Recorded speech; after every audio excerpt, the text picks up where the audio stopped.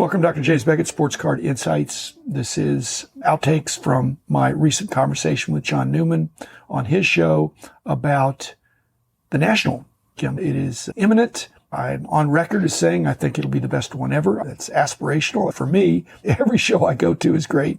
And so I don't really evaluate which one was the best.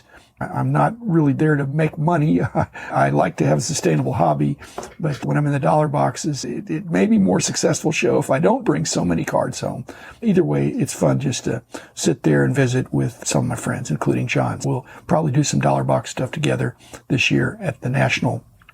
So that's what this is about. Thanks sponsors, Topps Panini Upper Deck, Heritage Auctions, Hugging the Scott Auctions, Mike Stadium Sports Cards, Burbank Sports Cards, Beckett Media, Beckett Grading, Beckett Authentication. You've seen ups and downs through the years. I don't think the sky's falling, but I will say this. Using the restaurant analogy, the world doesn't need another restaurant unless it's really an interesting restaurant. That's what's happening with cards. Cards are like restaurants. There's different segments of the industry. Some of them are like really expensive, fancy restaurants, and some are like mid-priced, really good restaurants, and some of them are fast food. When you have economic conditions change, any of those, I'm just using three segments of fast food and regular priced and then ultra expensive stuff. The ultra expensive, to me, that's gambling. You're paying an awful lot of money hoping that it's going to keep going up, and you're already dealing with prices in some cases that are equal to a car or a house. And so the mid-price stuff, it's chucking along. I don't know that it's way up or way down. If it is down, it's down because it went up. But in the lower price stuff, I don't even know that's affected. It's just not discussed. But when I see my selling on eBay and ComC, it's not affected that much. But it's not as expensive cards. But if I were buying $100,000 cards, I'd lose some sleep. And I don't want to lose sleep. I don't begrudge those who do it, but they just need to know it could go down $100,000. It could go $90,000 down. Now, it could double also on the upside. But that's not the kind of investments I like to make. I have cards that are expensive, and I'm holding on to them. It doesn't matter what my basis is. I have it, and if I sold it right now, I'd get X, which is a lot more than what I paid for, obviously. I don't see it as one thing, John. I see it as like restaurants. And it could be economic conditions where the bad restaurants have trouble, or the good restaurants, or the fast food ones. It's just the competition in the category.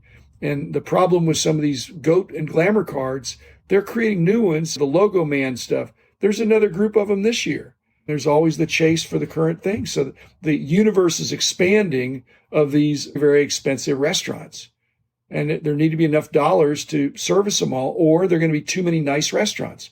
That doesn't mean all restaurants are doing bad. It might mean that very expensive Italian restaurants, there's too many of those. Do you think people are more concerned what the cards are worth today or when you were doing price guides?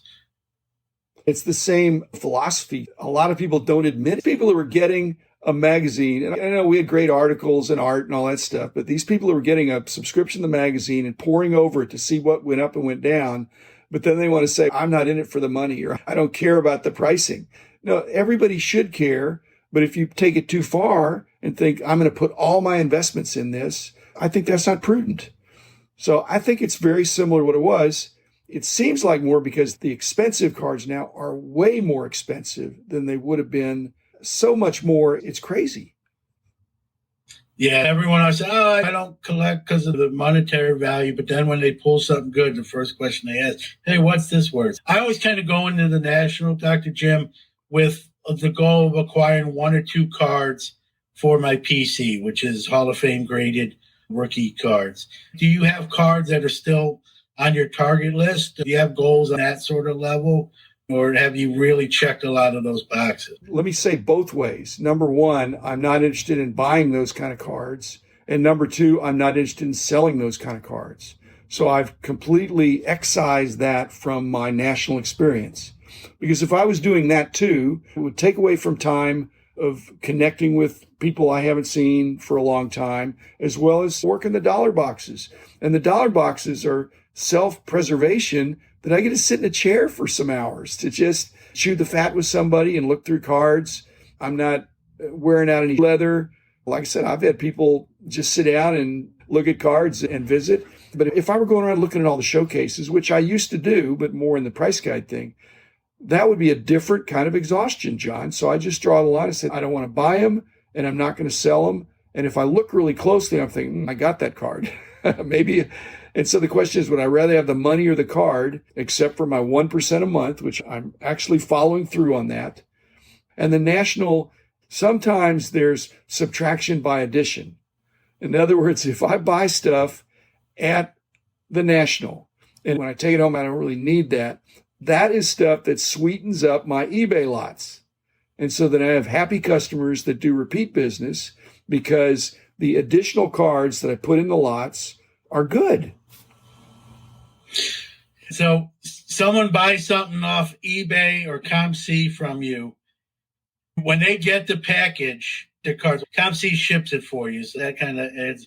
But eBay, where you have to ship the card, will the person who receives that package know they just bought a card off of Dr. James Beckett? I hope not. I want them to just buy the cards because it seems like a good deal. And then I want them to be happy when they open the package and say, this was as described, and this is a 5-star seller or whatever. I get too many questions as it is. I have trouble keeping track. And so I don't need eBay and ComC to be asking me questions about specific cards or why something was priced a certain way. It is what it is, and people have been pretty good about that. There's some people that do know, but I'm trying to keep it simple. When you're walking the floor at the National and like stopping in front of a dealer's table, it's more to talk to that person because you know them than, hey, I'm looking for this card type of deal. It is absolutely not about looking for any card. Again, Rich remembers the days more than 15 years ago where that's all I did. And it wasn't looking for me as much as type cards, interesting cards that would broaden our various catalogs and almanacs. And it was in all the sports. And that was a lot of fun. But now I don't have that. So I need to be more of a seller than a buyer, and I'm not ready to sell those kind of cards. So I'm not even thinking about that. When I get after 50 months, John, of 1% a month, and I'm down to the last half, then maybe I'll start thinking about that. And I'm a little bit of an analytical researcher guy. So before I would sell even a duplicate Roberto Clemente card, I would think, okay, does this need to be graded? What are the comps or what I want to put on this? I don't just go straight by the comps, but I would look at the comps and then I would make my decision.